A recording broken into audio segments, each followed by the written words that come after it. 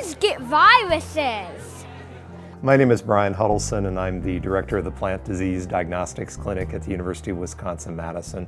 Also part of UW Extension, and so I help teach people out in the public about plant diseases.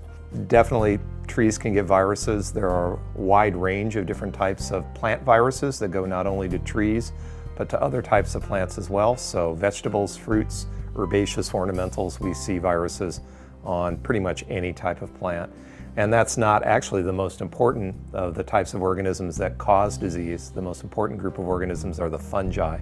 There's a disease called cedar apple rust. And in mid-May to mid-June, you start to see these huge, really bright orange gelatinous masses that will start to form on junipers and particularly red cedar. And that's one of the fruiting structures of this fungus. It's very, very visual and very pretty. Fungi are much more complex. They form a variety of different structures, oftentimes that are visible to the naked eye.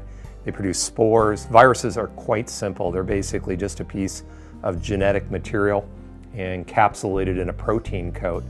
And if you put a virus out on an inert surface like a tabletop, it won't do anything. It just sits there. The only way it's able to make more virus particle is if it infects its host plant, in our particular case, host plant.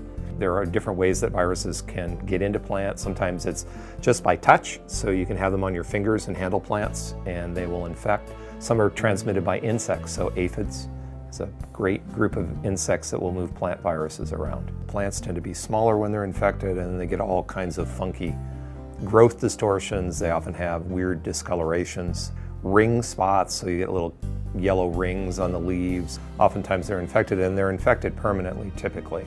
The viruses just don't go away.